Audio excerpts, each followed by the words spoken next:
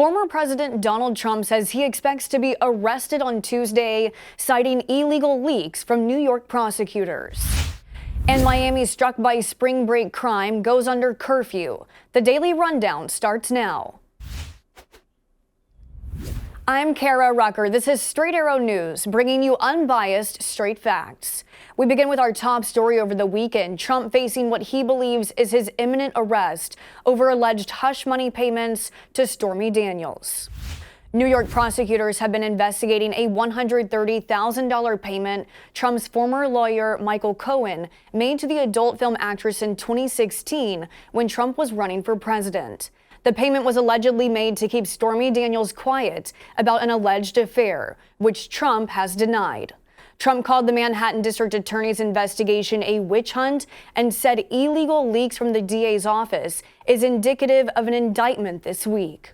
According to the New York Times, the Manhattan grand jury could call on Cohen's former legal advisor today. The testimony of attorney Robert Costello would be used to discredit Cohen, and Cohen has reportedly been asked to be available if needed in the ongoing investigation.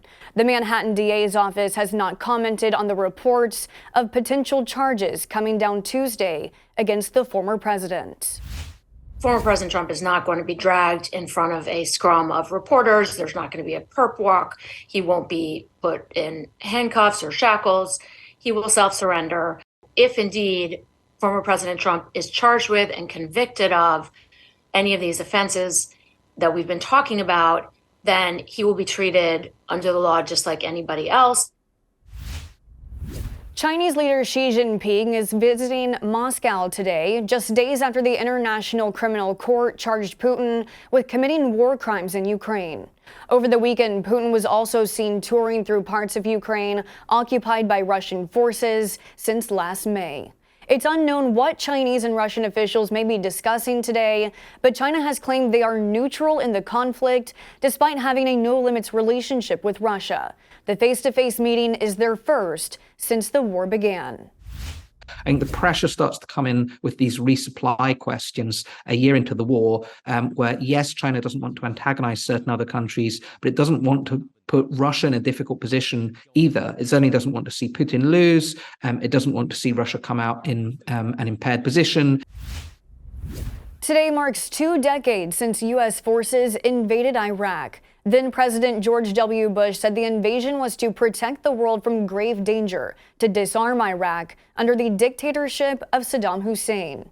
While the war was ultimately successful in toppling Saddam, it came at a heavy cost. ISIS militants swarmed Iraq. The U.S. spent 8 years of boots on the ground, a time frame in which the U.S. lost some 4,600 service members, and more than 250,000 Iraqis also died in the conflict. And Iraq has made a lot of progress, considerable progress, and it is in our interest to contribute to further stabilizing the situation and support the authorities.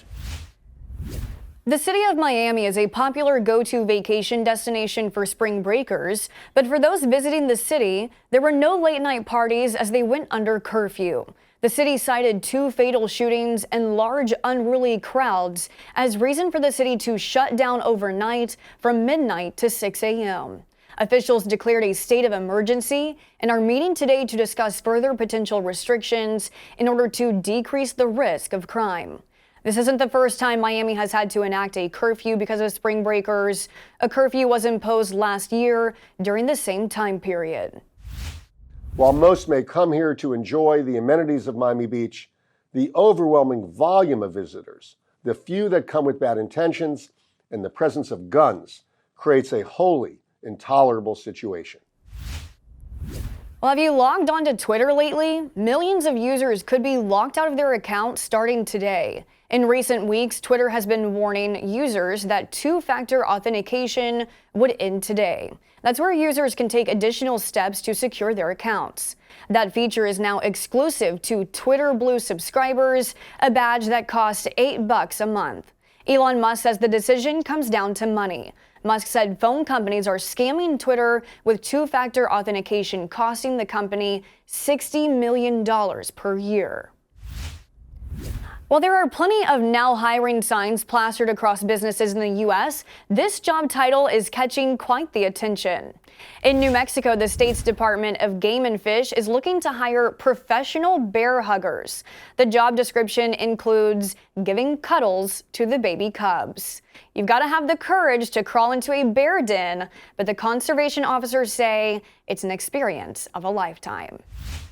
Thank you for watching the Daily Rundown. We're on a mission to bring back trustworthy journalism by serving only you, not an agenda. Be sure to check out more of our work at straightarrownews.com. We'll see you back here tomorrow. Until then, I'm Kara Rucker. Have a great day. At Straight Arrow News, we help you cut through the noise and break free from the mainstream. How do we do that? By utilizing our Media Mist tool, we'll show you what the liberal and conservative outlets aren't reporting. To check it out, head to straightarrownews.com.